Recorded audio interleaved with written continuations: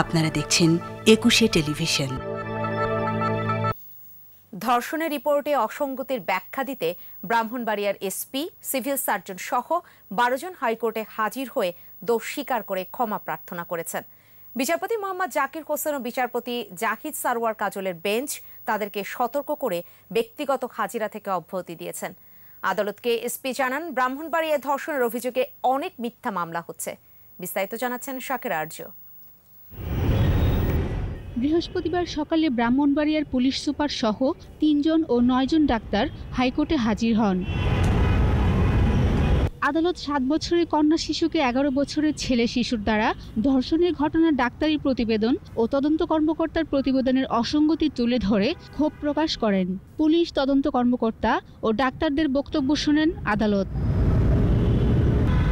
আদালত ডাক্তারদের বলেন, ছেলে ও মেয়ে শিশুর মেডিকেল ফর্মে প্রচুর অসঙ্গতি রয়েছে।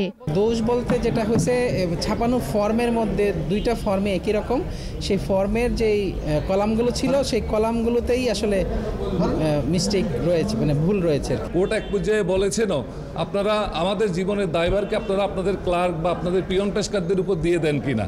হাইকোর্ট বলেন, পুলিশের তদন্ত কর্মকর্তার ভুলে ৯-এর ১ ধারার এই মামলায় ছেলে শিশুটির শাস্তি মৃত্যুদণ্ড হতো। যেহেতু আপনার মেডিকেল রিপোর্টে বলা হচ্ছে এই শিশুর বয়স ১১ থেকে ১২ বছর, তার মানে হচ্ছে আপনার আমাদের পেনাল কোডের ধারা 83 অ্যাট্রাক্ট করে, সেই হিসেবে তার বিরুদ্ধে তো ৯-এর ১-এর মামলা চলতে পারে না। পুলিশ সুপারকে আদালত বলেন, ধর্ষণ নিয়ে আলোড়ন চলছে, এই সুযোগে ছেলেটাকে ধর্ষক বানাতে চেষ্টা করেছেন। উত্তরে এসপি বলেন, ব্রাহ্মণবাড়িয়া জেলা সহিংসতাপূর্ণ, বিরোধের জেরে ধর্ষণের নামে অনেক মিথ্যা মামলা হচ্ছে বলে হাইকোর্টকে জানান তিনি। নারী শিশু নির্যাতনের যে মিথ্যা মামলার যে প্রবণতা, সেই প্রবণতা থেকে যেন আমরা সবাই আরও বেশি দায়িত্বশীল এবং সতর্ক আচরণ করি, সেই বিষয়েও আদালতের পর্যালোচনা উঠে এসছে।